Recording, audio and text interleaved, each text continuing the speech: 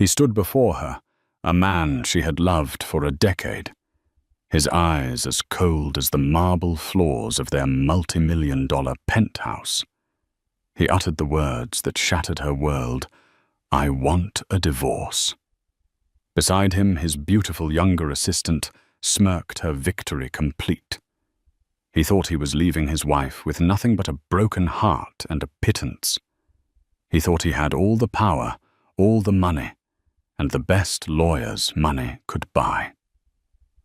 What he didn't know was that the quiet, unassuming woman he was casting aside was the beloved niece of Jonathan Albright, a name whispered with fear and reverence in the darkest corners of corporate law, a billionaire phantom who didn't just win cases, he ended dynasties.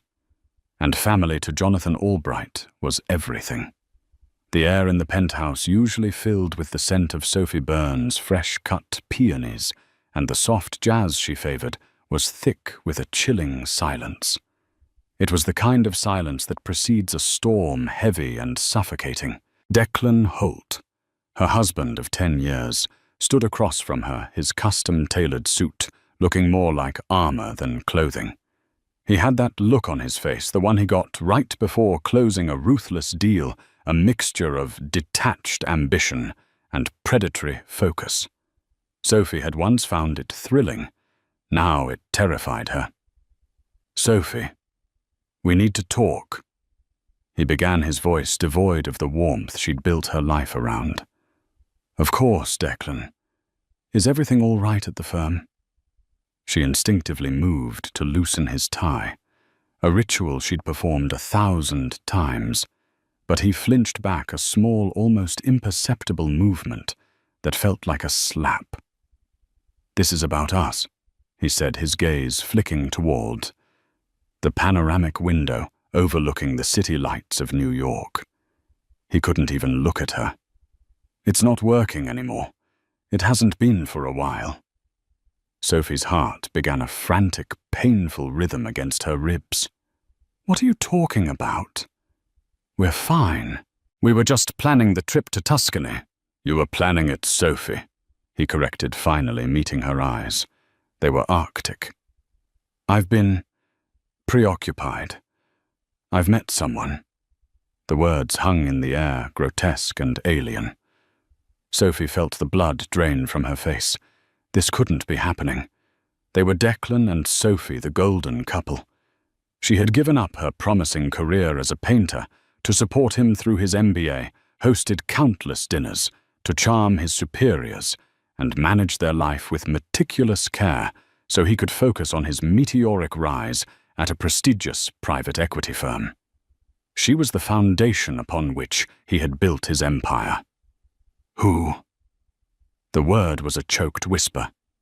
As if on cue, the polished mahogany door to the penthouse swung open.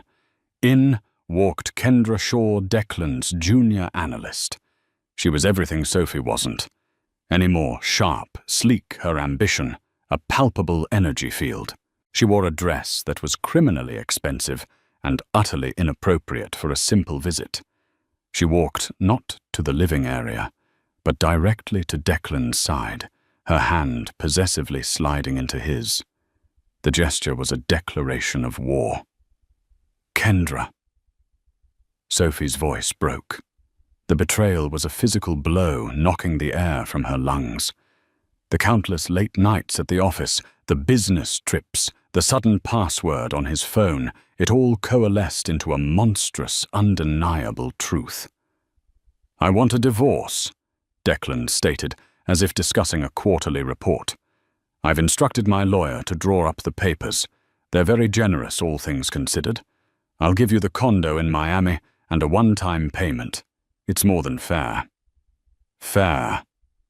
Sophie's shock was slowly being consumed by a rising tide of white-hot rage. 10 years of my life, my career, my support, and you offer me a vacation home and a payment. Kendra smirked, a small, cruel twist of her lips. "Don't be dramatic, Sophie. You haven't worked in years. You were living off his success. This is a golden parachute for a life you didn't even build." That was the line. The carefully constructed dam of Sophie's composure burst. "Get out!" she hissed, her voice trembling with a fury she didn't know she possessed. "Both of you, get out of my home." "Technically," Declan said, straightening his tie with a preening motion. "It's my home. Every asset is in my name, a precaution my father insisted on. You'll find that legally you have very little claim to anything. Take the deal. It's the smart play." He tossed a business card onto the coffee table. "Robert Greer, my attorney. Have your lawyer call him." He then turned and, with Kendra clinging to his arm, walked out of the life they had built together, leaving Sophie standing alone in the silent, cavernous space that was no longer her home. The city lights blurred through her tears. He had taken everything. He thought he had left her powerless, penniless, and broken. He had made the gravest miscalculation of his life. The business card on the table felt like a final insult, but as Sophie stared at it, a memory surfaced, a promise made long ago by a man who rarely made them. Her quiet, reclusive uncle. The one her mother always told her to call if she was ever in real trouble. The one Declan had met once years ago and dismissed as a stuffy old academic. Sophie's tears stopped. The trembling in her hands subsided, replaced by a cold resolve. Declan had a high-powered lawyer. But she had family. She picked up her phone, her fingers flying across the screen to find a number she hadn't dialed in over 5 years. The next 2 days were a blur of hollowed-out shock and nauseating anxiety.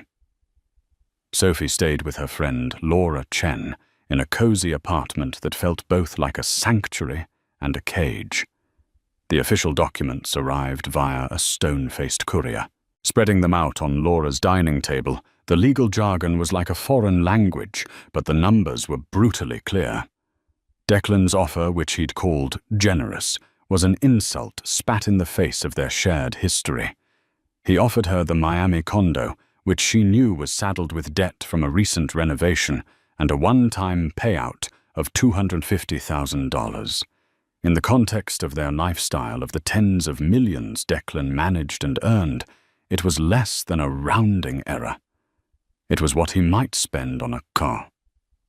Or a few watches.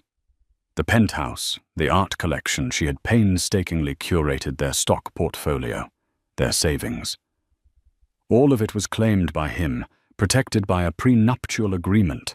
She'd been rushed into signing days before their wedding, told it was a mere formality for his family's business. "This is a joke, Sophie," Laura said, her eyes blazing with indignation as she scanned the pages. "He's trying to erase you, to pay you off like a fired assistant, not the woman who was his partner for a decade." "He said everything is in his name," Sophie whispered, tracing the letterhead of the law firm, Greer, Caldwell and Finch. It looked expensive and intimidating. "He said I have no claim." "That's what his shark of a lawyer wants you to believe," Laura insisted. "You need to fight this. You can't let him do this to you." The fight felt impossible. Sophie felt like a rowboat caught in the wake of a super yacht. Declan had the money, the connections, the aggression.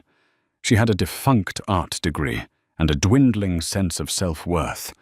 The name on the business card, Robert Greer, was known for his scorched earth tactics. He didn't just win. He humiliated his opponents.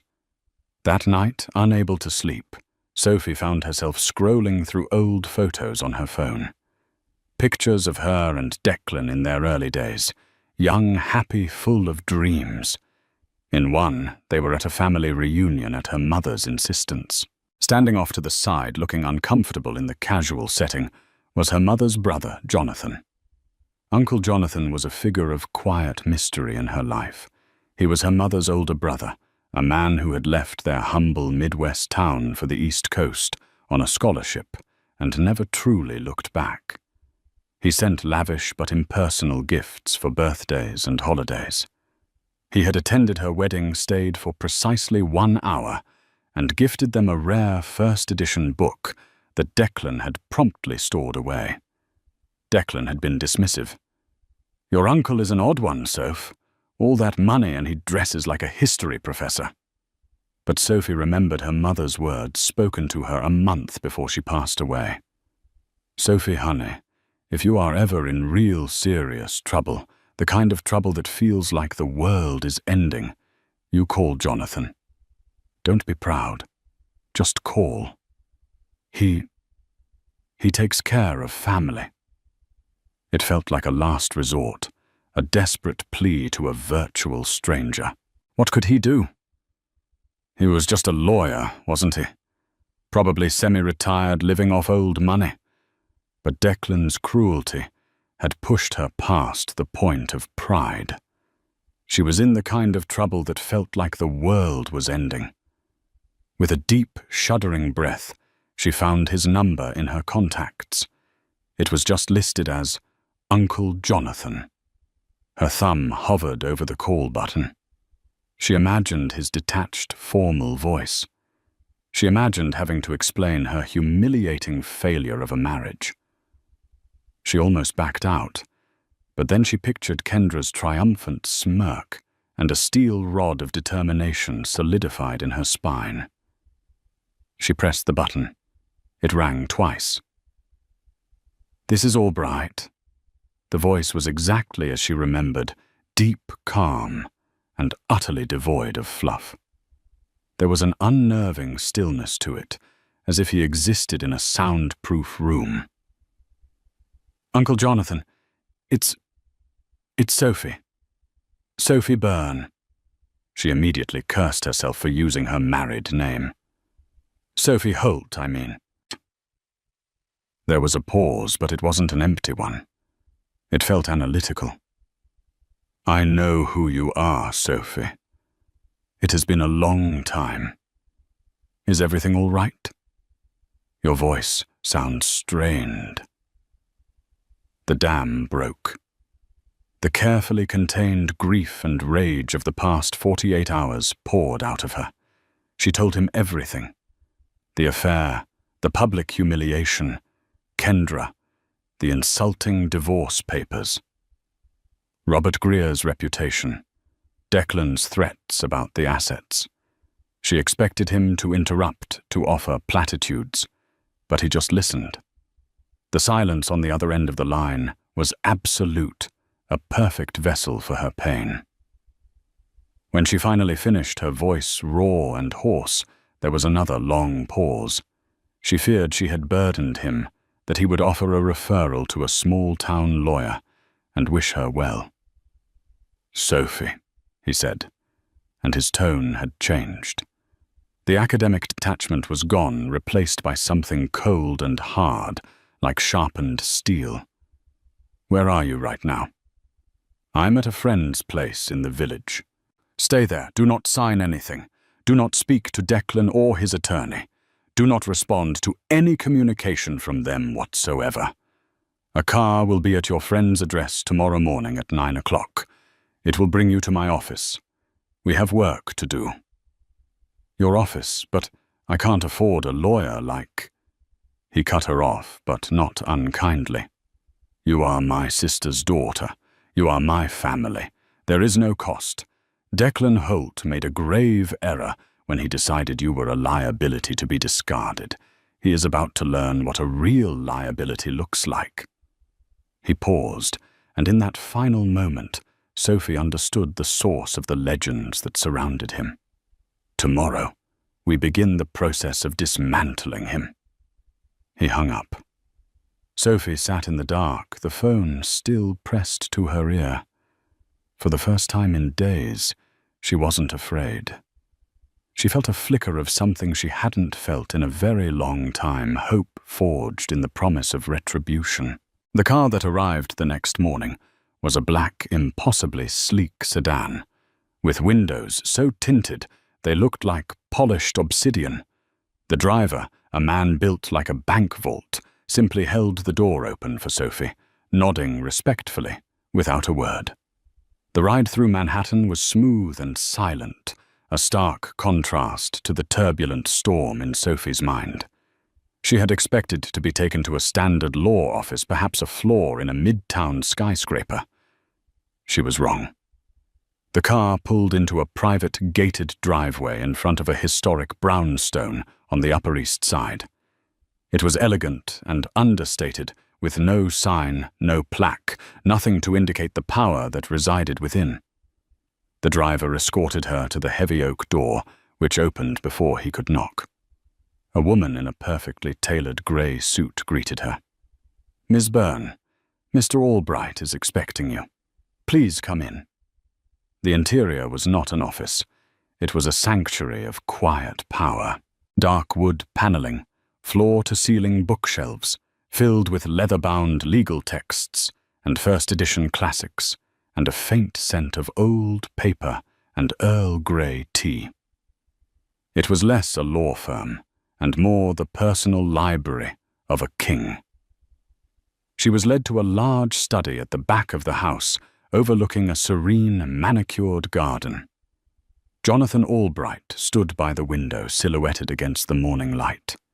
He was taller than she remembered, dressed not in a flashy suit, but in a simple, perfectly cut charcoal wool jacket and trousers. He turned, and his eyes, a piercing grey, met hers. There was a kindness in them she hadn't seen before, reserved only for her. "Sophie," he said, his voice softer now. "I'm so sorry for what has brought you here." He gestured for her to sit in one of the deep leather armchairs in front of a large mahogany desk. On it, a single file was laid out. "My team has already done a preliminary workup." Sophie was stunned. "Your team? But I only called you last night." A faint, thin smile touched his lips. "When my family is involved, I am very efficient. Let us discuss Declan Holt." For the next hour, Sophie recounted her story again, but this time it was different. Jonathan interjected with precise, incisive questions, not about her feelings, but about facts. When did Declan start his own investment vehicle? What was the name of his offshore holding company? He mentioned once. Who were his closest business associates? What was Kendra Shaw's official title? He took no notes, but his focus was absolute, his memory seemingly photographic. When she handed him the divorce settlement from Robert Greer, he scanned it once, his expression unreadable. Then he did something that shocked her. He took the thick stack of papers and without a word dropped it into the wastebasket beside his desk. "That," he said calmly, "is an offer made by a man who believes he is negotiating with an amateur. He is not. He is negotiating with me." He leaned forward, his hands clasped on the desk. "Sophie, I need to be clear about what happens next. The path we are about to take is not a gentle one. Mr. Greer and your husband play dirty. They will try to slander you, to paint you as a vindictive gold digger. They will lie, they will hide assets, and they will use every dirty trick in their playbook. It will be unpleasant." He paused, his grey eyes locking onto hers. "But they have made two fatal mistakes. First, they underestimated you. Second, they have no idea who I am. My name is not on any letterhead. I am a silent partner in 3 of the most powerful firms in the world. I don't litigate traffic disputes, Sophie. I restructure nations' debts. I handle hostile takeovers for corporations that could buy small countries. I advise people whose names you only read about in history books. And when I take on a personal case, I do not lose." The sheer weight of his words settled over her. This was the man Declan had dismissed as a stuffy academic. "Declan thinks his wealth is a fortress," Jonathan continued, his voice dropping to a low, dangerous tone. "He is about to find out it is a house of cards in a hurricane. We will not be asking for a fair settlement. We will not be asking for the penthouse and a portion of his portfolio. That is the game he wants to play. We will play a different one." He stood and walked over to a credenza, pouring her a glass of water. "Our objective is twofold. First, we secure your future, not with his scraps, but with the full half of the marital assets he has illegally concealed. Second, we ensure that Declan Holt understands in no uncertain terms the profound consequences of betraying my sister's daughter." He handed her the glass, his expression shifting from iron to avuncular care. "This will be difficult for you, but you will not be alone. I have the best forensic accountants, private investigators, and legal minds on the continent. They now work for you. All I need from you is your trust and your permission to act." Sophie looked at this man, this enigmatic powerhouse who was her blood. In him, she saw not just a lawyer, but a protector. She saw the strength her mother had always spoken of. She remembered Declan's smug face, Kendra's cruel smirk, and the feeling of being discarded like trash. She took a sip of water, her hand steady now. She met his gaze, and for the first time he saw the family resemblance in the steely resolve of her eyes. "You have it," Sophie said, her voice clear and strong. "You have my permission. Do it." Jonathan Albright gave a slow, deliberate nod. It was the nod of a general who had just been given the order to advance. "Excellent. Now let's talk about the shell corporation he registered in the Cayman Islands 3 years ago. The one he thinks no one knows about." Declan Holt was enjoying the spoils of his new life. With Sophie gone, Kendra had moved into the penthouse, her influence spreading like an invasive vine, replacing Sophie's elegant taste with something more modern and ostentatious. At his office, he felt untouchable. He had just secured a massive round of funding for a new tech merger, a deal that would make him a legend in the private equity world. The divorce was a minor annoyance, a loose end to be tidied up. He and his lawyer, Robert Greer, sat in Greer's glass-walled office overlooking Central Park. "So what's the word?" Declan asked, swirling the amber liquid in his glass. "Has she caved yet? I assume she's hired some second-rate divorce attorney who's billing her by the hour to cry on his shoulder." Greer chuckled a slick, self-satisfied sound. "Not yet. I received a letter this morning. She's retained counsel." He slid a piece of paper across his desk. The letterhead was simple, almost archaic, J. Albright, ESQ. Declan squinted at it. "Albright, never heard of him. Some old-timer, probably. Is he good?" "There are a few Albrights in the bar registry. None of them are big names in matrimonial law. Probably a semi-retired friend of the family. He's asking for preliminary financial disclosures. Standard procedure. We'll send him the basics, the doctored statements we prepared. He'll posture demand a bit more, and we'll settle for a little over our initial offer to make him look good." "She'll be out of your hair in a month," Greer said with a wave of his hand. "Good," Declan said, taking a satisfying sip of his scotch. "The faster the better. I want this merger closed and my life simplified before the end of the quarter." He had no idea that hundreds of miles away, in a secure, soundproof data center in a discreet Virginia suburb, Jonathan Albright's team was already light years beyond preliminary disclosures. Jonathan didn't play by the standard rules of discovery, because he knew men like Declan never would. He operated on the principle that the truth is always there. You just have to know how to listen to the silence.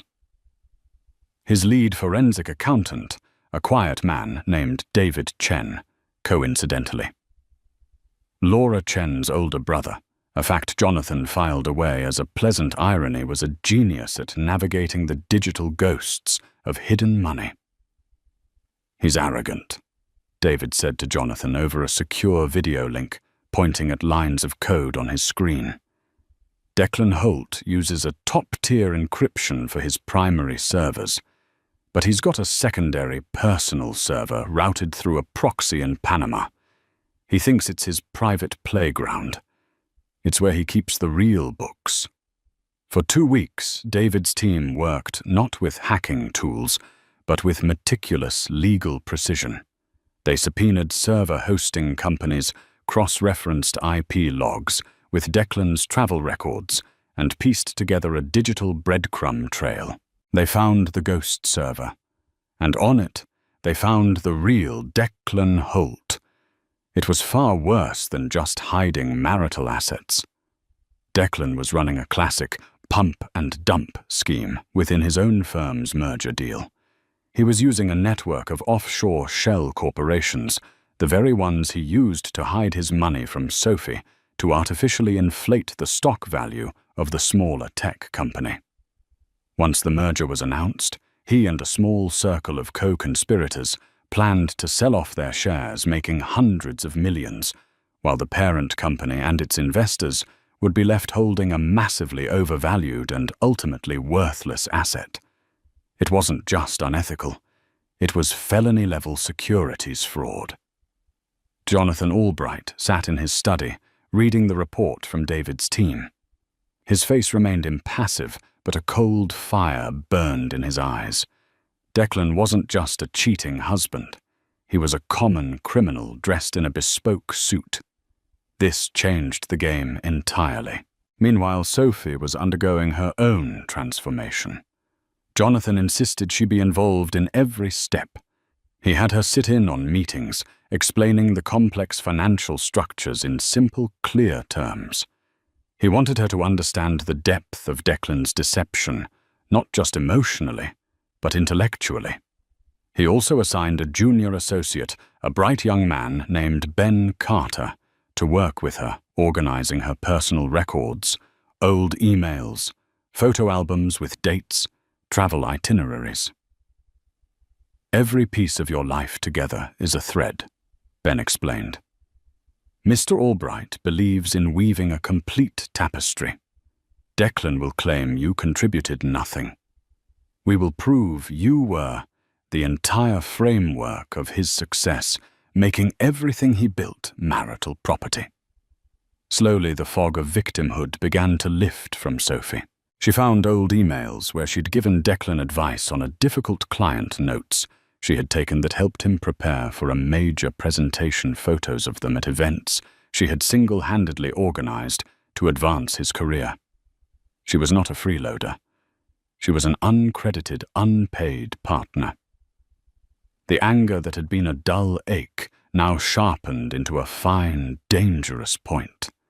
She was no longer just fighting for money. She was fighting for her history, for her identity. One afternoon, Ben brought her a new file. We're preparing for depositions.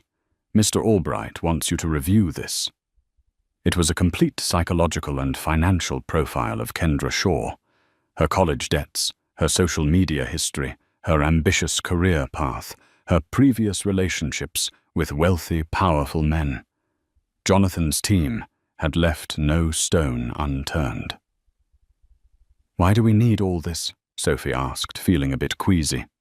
"Mr. Albright says that to defeat an enemy, you must understand what they truly want," Ben said. "Declan wants power. Mr. Albright believes Kendra Shaw only wants what that power can buy her." A plan was forming.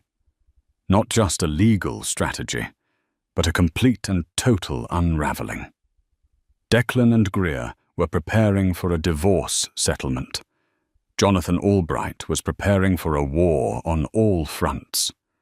He let Greer's office send over their doctored, incomplete financial statements. He didn't challenge them. He just filed them away.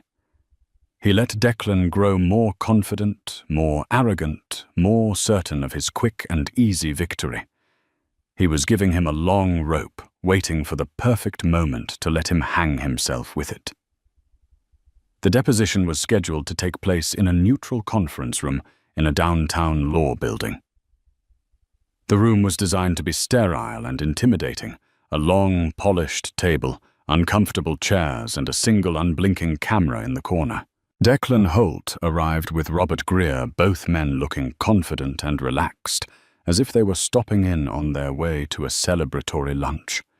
Declan wore a smirk that never quite left his face. He saw Sophie sitting on the opposite side of the table and gave her a nod that was both condescending and pitying. She looked different. Her hair was pulled back in a severe professional style, and she wore a simple but impeccably tailored dark blue dress. There was a stillness about her he didn't recognize. Beside her sat a bland-looking, middle-aged man who introduced himself as Ben Carter. Declan assumed he was her lead attorney. Greer leaned over to Declan. "See, not even the main guy showed up. He sent a junior. They're not serious. We'll be out of here in 2 hours." The court reporter swore Declan in. Ben Carter began with a series of simple foundational questions about his career, his income, and the timeline of his marriage. It was boilerplate, and Declan answered with practiced ease, occasionally glancing at Greer for an approving nod. An hour into the deposition, the door to the conference room opened silently. Jonathan Albright entered. He didn't make a sound, simply taking a seat in a chair against the back wall behind Sophie's line of sight, but in Declan's direct view. He opened a thin, leather-bound folder and began to read as if he were merely an observer. Declan's flow faltered for a second. He glanced at Greer, who just shrugged, equally perplexed. Who was this old man? Ben Carter continued with his questions, but now they began to subtly shift. Mr. Holt, let's turn to your corporate assets. Can you list for the record all entities holding companies or investment vehicles in which you hold a controlling interest? Following Greer's coaching, Declan listed the main domestic companies, the ones that were already a matter of public record. He conveniently omitted the network of offshore shells. That's everything, he said with finality. Are you certain, Mr. Holt? Ben asked calmly. You are under oath. Yes, I'm certain, Declan snapped, growing irritated.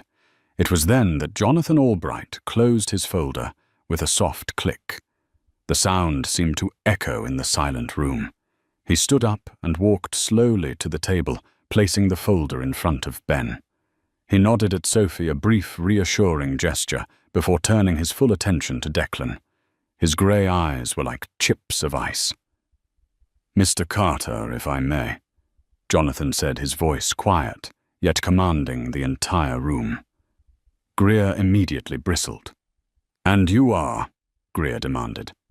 Jonathan Albright, co-counsel, he replied, his gaze never leaving Declan. The name finally registered with a junior partner from Greer's firm, sitting in the corner whose eyes went wide with dawning horror. He frantically began typing into his phone. Jonathan turned a page in the folder. Mr. Holt, I have just a few clarifying questions. On May 12th of last year, you were in Grand Cayman. Is that correct? Declan froze. It was a vacation. Indeed, Jonathan said smoothly. And did your vacation happen to include a visit to the offices of Triton Global Holdings? Declan's face paled. Triton was his primary shell corporation, the linchpin of his entire hidden financial empire.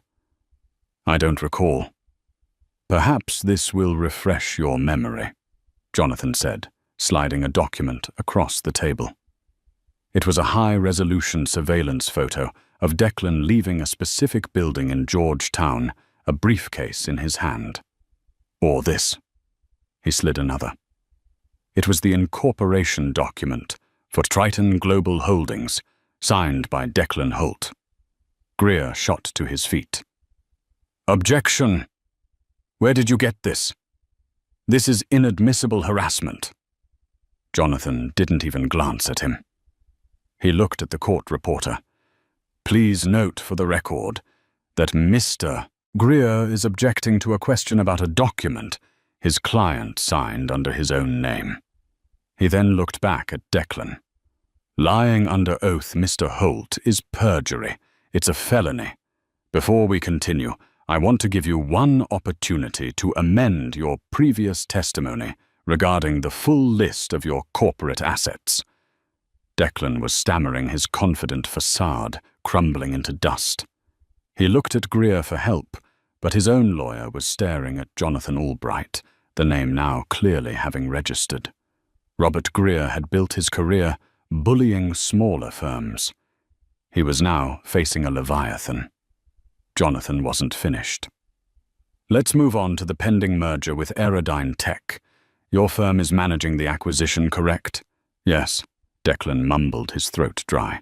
And you've personally guaranteed the financial stability and valuation of Aerodyne to your investors. Of course, it's a sound company. Is it? Jonathan asked, his voice deceptively soft. He slid another document across the table.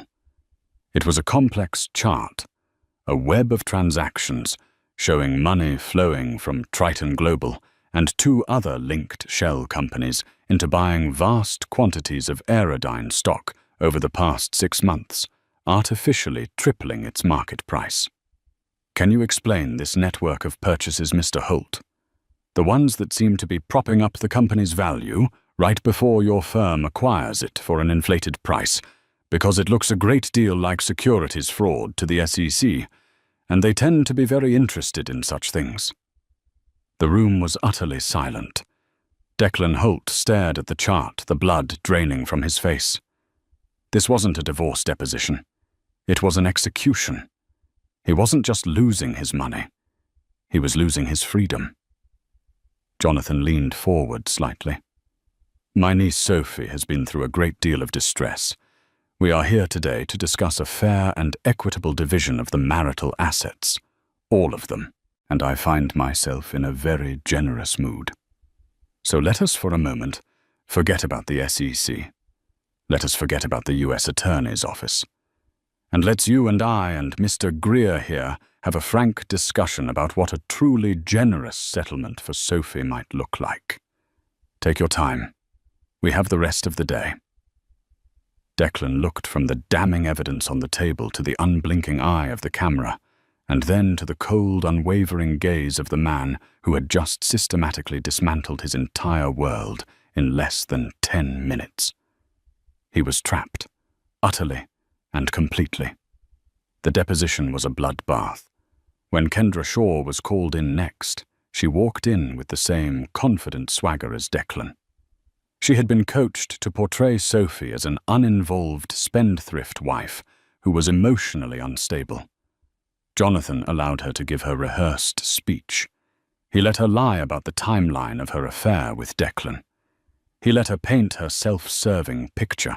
Then he calmly presented her with her own evidence copies of her credit card statements, showing lavish gifts from Declan dating back 2 years. Hotel folios from their business trips, booked on a corporate card linked to one of Declan's shell companies. And text messages subpoenaed from the phone company, where she and Declan openly discussed his plan to hide assets from his soon-to-be ex-wife. Kendra's testimony collapsed into a pathetic series of "I don't recall" and "I'm not sure."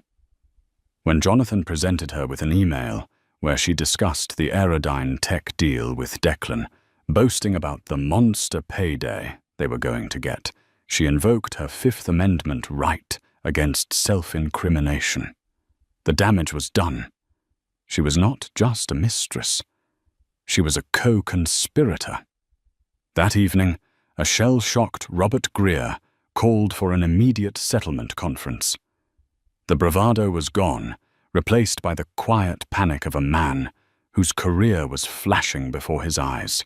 They met not in a sterile conference room, but in the quiet, imposing study of Jonathan Albright's brownstone. Declan looked like a ghost. He hadn't slept. The man who had walked into the deposition, a master of the universe, now looked like a cornered animal. Kendra was not with him.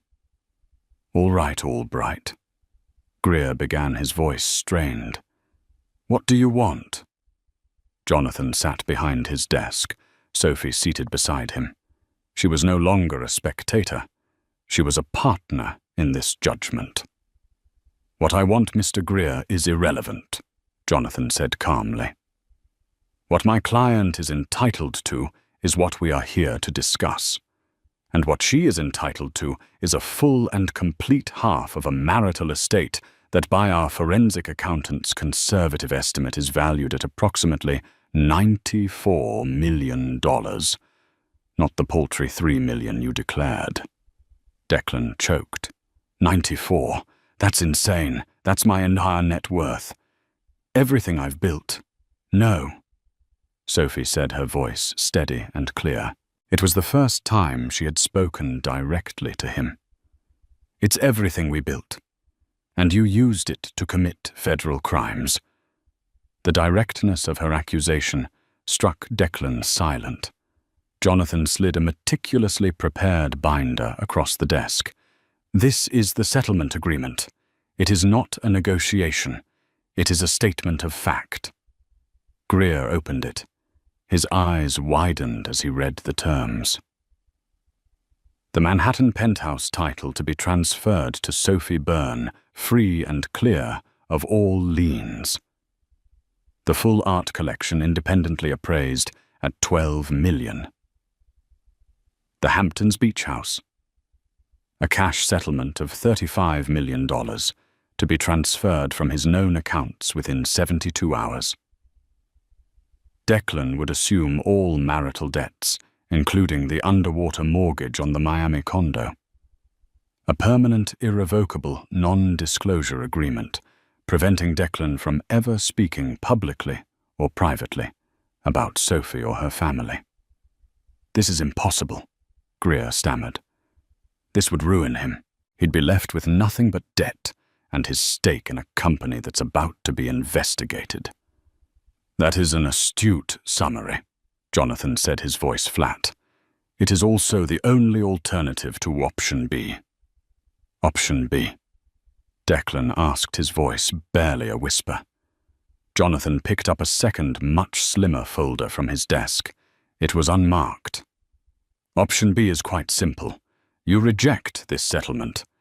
In that event, at 9 o'clock tomorrow morning, a full copy of our findings, the offshore accounts, the evidence of perjury, the entire pump and dump scheme, complete with your lover's corroborating emails, will be delivered via messenger to the Enforcement Division of the Securities and Exchange Commission and the U.S. Attorney's Office for the Southern District of New York. Your assets will be frozen pending a federal investigation. Your firm will fire you. Your investors will sue you. And you, Mr. Holt, will very likely be trading your bespoke suits for a government-issued jumpsuit." He let the words hang in the silent room. "You will lose everything anyway," Jonathan concluded. "The only difference is that, with option A, you get to keep your freedom. It is by any measure an extraordinarily generous deal. You have 1 hour to decide." Declan looked at the papers, his mind racing. It was checkmate. Jonathan Albright hadn't just come to the game with a better strategy. He had flipped the entire board over. He had used the law not as a tool for negotiation, but as a weapon of absolute destruction. All of Declan's cleverness, his ruthlessness, his hidden accounts, they were all just ammunition that Jonathan had turned against him. He looked at Sophie, really looked at her for the first time in years. He saw not the docile, supportive wife he had decided to discard, but a formidable woman with eyes of steel. He had poked a sleeping bear, only to find out it was guarding the entrance to a dragon's lair. His shoulders slumped in utter defeat. His empire was gone. His reputation was shattered. His future was a black hole of debt and disgrace. "I'll sign it," he croaked, the words tasting like ash in his mouth. Robert Greer, looking pale, simply nodded, already calculating how to distance himself from his now toxic client. Jonathan pushed a pen across the desk. A wise decision. As Declan signed away his empire, Sophie felt no elation, no joy. Just a quiet, profound sense of justice. It wasn't about the money. It was about the truth. It was about reclaiming the decade he had tried to erase. He hadn't just lost a divorce case. He had been weighed, measured, and found wanting by a power he could never have comprehended. The weeks following the settlement conference were strangely quiet. The cataclysm of Declan Holt's downfall didn't happen with a thunderous roar, but with the silent, creeping finality of a rising tide. Sophie heard the news not from a triumphant phone call from her uncle, but in trickles and whispers from the social circles she had once inhabited. A call from a former friend, her voice dripping with faux concern, mentioning Declan had abruptly resigned from the firm. A small dry article in the financial section online about the collapse of the Aerodyne tech merger, citing unforeseen internal complications. The news was sanitized, scrubbed of its damning details by corporate lawyers, but the message was clear. Declan was out. He was erased. Then came the final pathetic bookend to that chapter of her life. Laura called her voice a mixture of pity and disgust. Kendra Shaw had been seen at the airport boarding a flight to London. A mutual acquaintance had reported that she had left Declan a terse note and had taken with her a Patek Philippe watch he'd just given her a parting gift she apparently felt she had earned. He had traded his entire kingdom for a mercenary's fleeting loyalty, and in the end was left with nothing but debt and the hollow echo of his own arrogance. Sophie felt no thrill of victory, no surge of vengeful pleasure. There was only a profound, somber sense of closure. The war was over. The ghost that had haunted her was exorcised. Her first act of reclamation was to return to the penthouse. Walking through the door with the keys feeling heavy and foreign in her hand was a surreal experience. The space was still filled with the ghosts of her past life. Kendra's sterile, modernist furniture, all chrome and black leather, felt like an insult to the home Sophie had so lovingly curated. For a day, she simply walked the silent rooms, touching the cold marble countertops, looking out at the sprawling city that had once felt like their shared throne. It wasn't a home anymore. It was a museum of a life that no longer existed. The next morning, she made a decision. She hired a team of movers with a simple instruction. Take everything that isn't nailed down, donate the furniture, sell the electronics. I want the space empty. She didn't watch them work.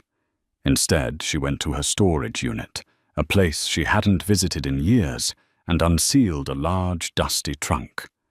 Inside, protected by cloth, were her old art supplies. The familiar sharp scent of turpentine, linseed oil, and old charcoal filled her senses, and it felt like breathing for the first time in a decade. When she returned to the penthouse, it was a cavernous, empty shell.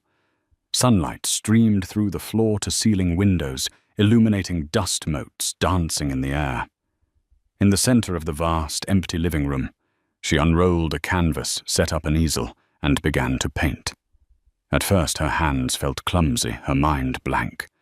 But then something broke free. All the pain, the betrayal, the rage, and the slow dawning hope of the past few months poured out of her. She painted with a feverish intensity, losing track of time, forgetting to eat, forgetting everything but the colors and the shapes forming before her. She was not just painting a picture. She was rebuilding a soul. The penthouse, the Hamptons house, the art collection Declan had viewed as mere assets on a spreadsheet, she sold them all. It was a systematic dismantling of her past, a cleansing by fire. She worked with a team of financial advisors, recommended by Jonathan, her own team, and found a deep, surprising satisfaction in the work. She was no longer a passive beneficiary of wealth. She was its intelligent, decisive steward. With the immense capital she now commanded, she didn't retreat into a quiet life of luxury. She went on the offensive for her dreams. She found a beautiful, neglected building in Soho, a former textile factory, with incredible light and soaring ceilings.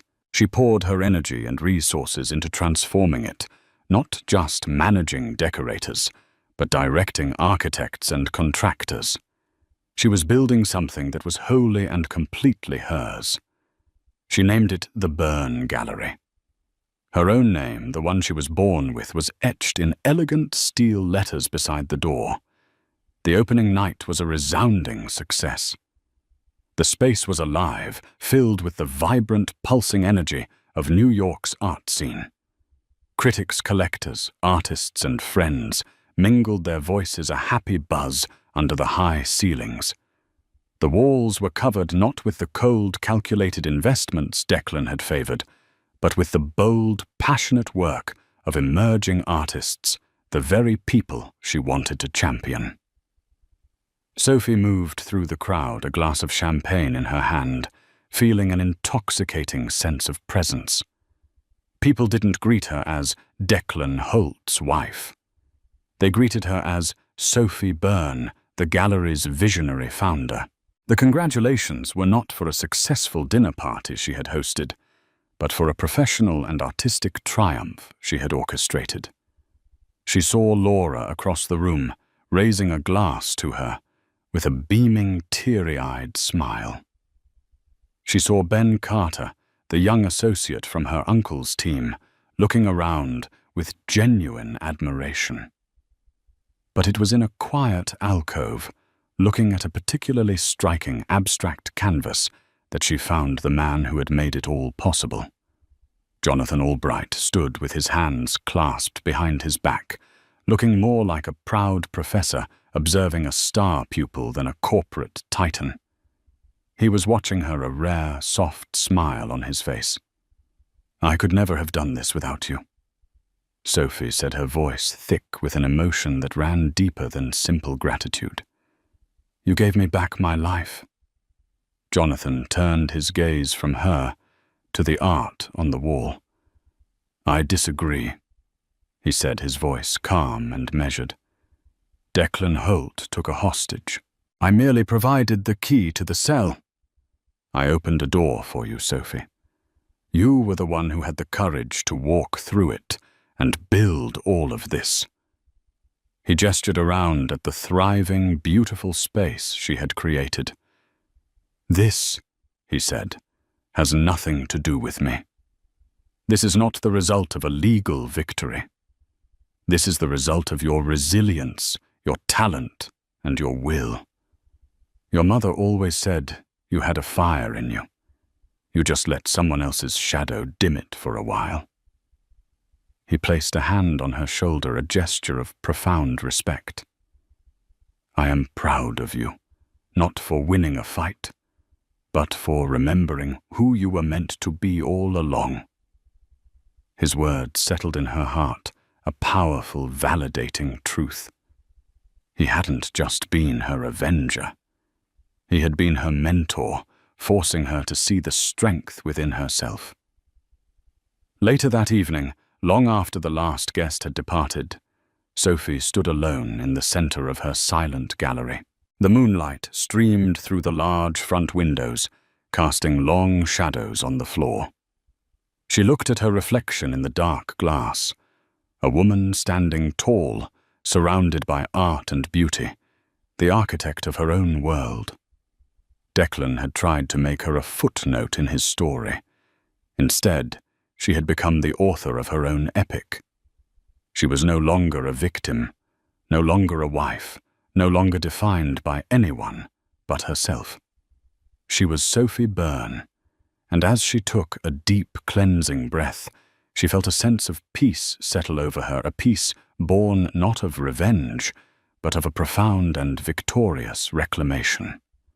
Her canvas was no longer empty. It was vibrant, full of life, and entirely her own. In the end, this wasn't just a story about a divorce. It was a story about power. The arrogant power of a man who sees people as assets, and the quiet, unshakable power of a family that refuses to let one of its own be broken. Sophie's journey from a heartbroken wife to a commanding figure in her own right reminds us that our greatest strength is often forged in our deepest betrayals.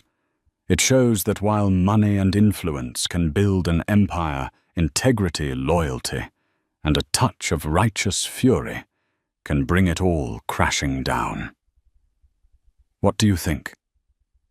Was this justice, or was it a revenge served cold?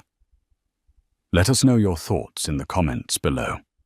If you were moved by Sophie's story and want to hear more tales of incredible twists and ultimate justice, don't forget to hit that like button, share this video with someone who needs to hear it, and subscribe to the channel.